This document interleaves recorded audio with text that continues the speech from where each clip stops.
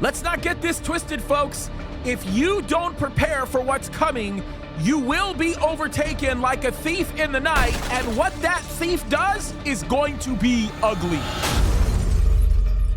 Verse 1, it says, "Then shall the kingdom of heaven be likened unto 10 virgins, which took their lamps and went forth to meet the bridegroom." Okay, now I just want to say this.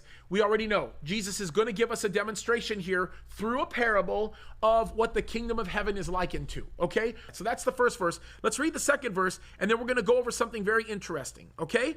It says, 5 of them were wise, and 5 were foolish. Okay, right away, let's tear this apart. It's important. In the first 2 verses, we have already identified 4 very critical facts. Let's go over these facts, okay? The first one is you have 10 virgins with lamps, okay? You have 10 virgins, each of them with lamps. Now, of course, when we talk about lamps, just so that you understand and just so that we can kind of push through this so you understand the kind of lamps we're talking about, these are illuminating devices, yes, kind of like what you would see as a modern day lantern today, except these have oil in them, and the oil actually allows the wick to burn somewhat slowly. The wicks obviously have to be prepared and everything, and they are illuminating devices. So we have 10 virgins that are holding 10 lamps. That's one fact, very important fact here, okay? The second fact that we derive from verse 1 is that they go forth to meet the bridegroom. Now, is it important to understand the tradition associated with a Jewish wedding? Not so much, because the emphasis is not going to be on that. The emphasis is going to be on a different issue, something that is far more transcendent than anything else. It's very important that we look at this, right? Get our heads outside of what's traditionally taught and just examine the facts and let the facts speak for themselves, okay? Very simple, all right? Here's what we find out in verse 2. 5 of these women were wise, and 5 were fools. Okay, so those are the other 2 facts that we have. Fact 1, we've got 10 virgins with lamps. Fact 2, they're going towards a bridegroom, right? Fact 3, 5 were wise. And fact 4, 5 were foolish. Okay, immediately we should hone in on something. The first question we should be asking here is, why were 5 wise and why were 5 foolish? Should we at least figure out what distinguishes the difference between the 2 of them? By the way, the progression is natural. This is what I love about parables. When Jesus teaches parables to us, the fact pattern is progressive, right? It's not something that you have to dig to actually find out. If you really think about it, just Jesus lays it down for us, right? We just see the natural fact pattern begin to emerge in front of us, which is very critical, very, very important, right? So 5 wise, 5 foolish, we know that. What makes them, what's different? Here we go. Verse 3, "They that were foolish took their lamps and took no oil with them. But the wise took oil in their vessels with their lamps." Uh-oh. So now we learned something even more critical here. What distinguishes the 5 wise from the 5 foolish is that 5 of them took their lamps that were clearly already burning, but did not bring extra oil for their lamps. That's what made them foolish. The other 5 actually decided to take their burning lamps and oil with them, which made them wise. So there's already a practical application that we can discern here. This is very important, right? Because if the Bible gives us an indicator of what a wise person looks like versus what a foolish person looks like, we ought to pay attention, because we want to emulate the wise person, don't we? It's a variable that's transcendent. It's something that carries into every culture. And the value here is the wise person is the one who went out of their way to prepare themselves for what would be coming, versus the person who was foolish, who took no precedent to prepare for what would be happening. Now, we can learn a lot from this. We can have a lot of conversations concerning this issue, because the Bible places a premium on men and women who choose to stand prepared in everything that they face in life. I despise the mindset that says Jesus is coming soon, so who cares about debt? Jesus is coming soon, so who cares about this or that? No, Jesus could come at any moment, so get your rear in gear. Get ready, right? Do not be like the foolish person who was not prepared. The Bible makes it very clear. A foolish man does not make any preparation in what he does. You can ask the people that work for me here at the church. I mandate that they get lists done. I mandate that they put together active plans that they are constantly looking at on a regular basis. You want to know why? Because the workload that we have here is so insane and so unsurmountably high that it will never get done if we do not take a moment to spend some time actively planning. And I understand the stress. The stress is, I only have 10 hours today, but I have 15 hours worth of work to do. I don't have time to stop for a moment and write all this stuff down. What you don't realize is, by you not writing any of this stuff down, it's going to take you 30 hours to do 15 hours worth of work, and you're going to forget 10 or 15 things, right? But when you stop and you sacrifice the hour you need to sharpen the axe, you might be pleasantly surprised to find out your 15 hours worth of work might get done in 6 hours because you planned it and you learned how to put everything together, and the execution of that plan took a lot faster. It went a lot better. Why? Because you did what the Bible praises. You literally took the extra oil with you. You planned. Right? The wise person plans. The wise person goes out of their way to sit down and build a strategy. The foolish person says it's in God's hands and then walks away with that, right? The wise person says it's in God's hands, which is why I must take what he's given me and maximize it for his glory. Look what it goes on to say.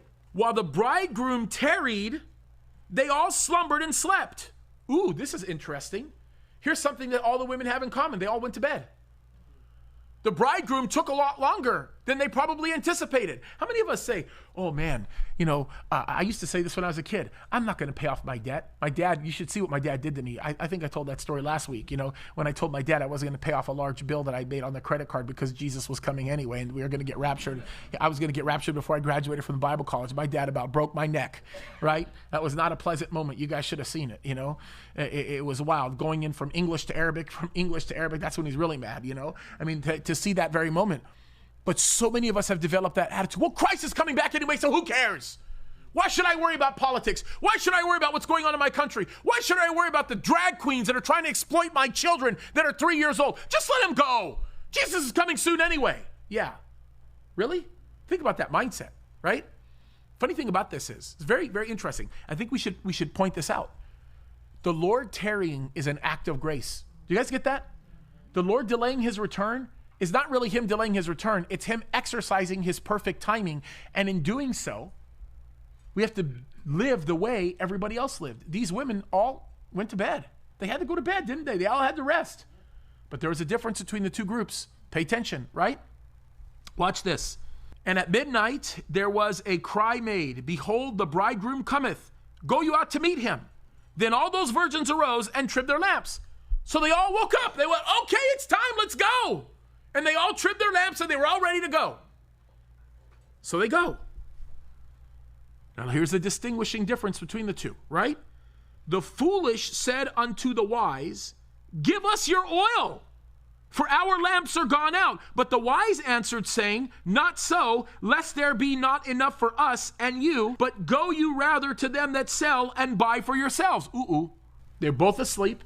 They both got alarmed by the same, what appeared to be last minute item. But the difference between the two was one group was ready and one group was not. Preparation is pretty important, isn't it? I think about this. It's quite a process for us loading up the car and getting ready to take the kids anywhere. Okay. Just so that you know, 3 kids, tender age, 1 an infant, there's a lot of work that goes into it. And typically the way the process goes is you load the kids in the car, right? And I end up being there in the front seat. The engine is running. We're getting everything going. Kids are already strapped in. And then Nicole ends up making 4 or 5 trips back and forth from the house to the car. And the thought that goes through my mind is, come on! Can't you do this any faster? And if I had it my way, it would be like, get the diapers, get the changing stuff, and let's go. That's my thought.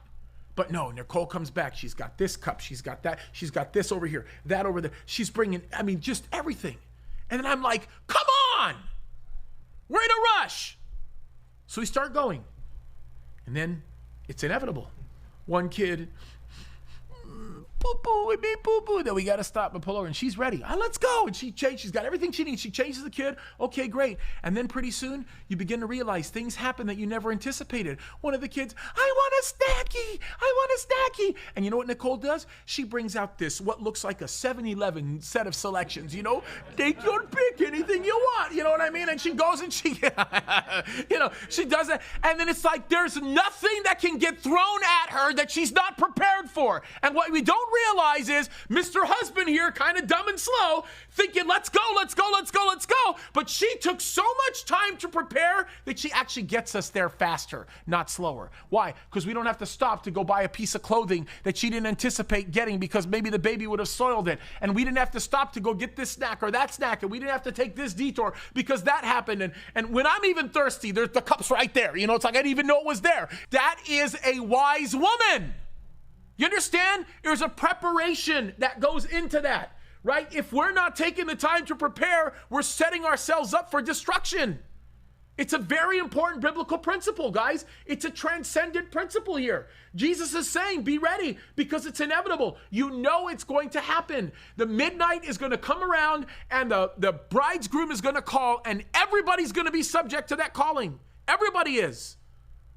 You ever met the person who says, I don't have to worry about this because that guy's with me and they're always ready and I can always mooch off of them? You know that mentality? That's a wicked mentality. It's actually an evil mentality. It's a foolish mentality. It is. Jesus is condemning it all and he's making it very clear. So look what happens when they waited until the last minute. By the way, here's the word. I'm going to throw it out at you. It is the most dangerous tool ever deployed by the enemy in human history, besides the assumption of the same characteristic that got him in trouble, pride. Here's the word. Ready? Here it is. Procrastination. Procrastination brings catastrophic failure. Every time, all the time. By the way, the men that flew Apollo 13 are the beneficiaries of men who refused to procrastinate. There are certain aspects of that mission that I could talk about right now. I could spend hours talking about that had some of the engineers assigned to the operations of that flight chose to delay what they did by even a few minutes, those men would have died in space. Interesting picture, by the way. Same thing with so many other situations. Do you know that after Columbia entered into the sky and destroyed itself entering into the atmosphere and we lost amazing pilots, one of them Israeli, okay? Do you know that there was a level of preparation that went into the next several missions that were flown that had that preparation not been done, those astronauts would have died the same way? Do you know that there were several of those missions where they had to do what are called EVAs, extravehicular activities, spacewalks, to actually repair the bottom of the heat shield of those instruments? Why? They prepared. Procrastination, right? Look what it goes on to say. And this is where procrastination is dangerous, because you procrastinate when it relates to your soul, you're dead, okay? You're in hell.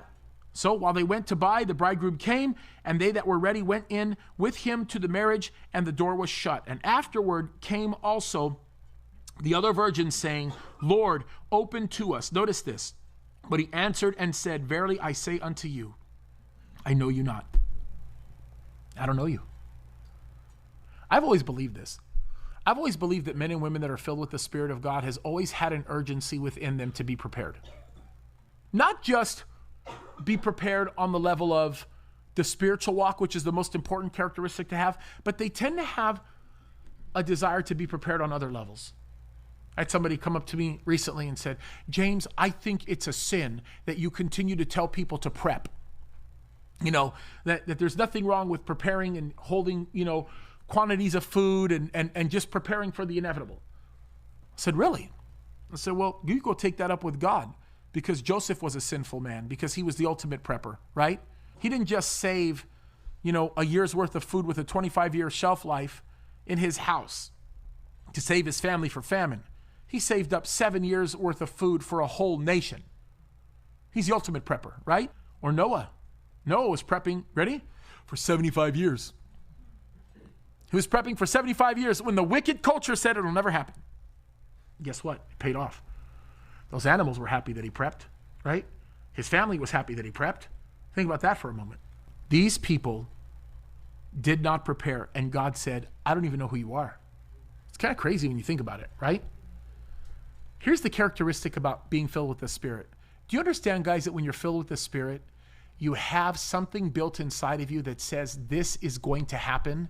And if you have that very thing inside of you that says this is going to happen, you will have an overwhelming sense of urgency in your heart to prepare for it. Look what he says.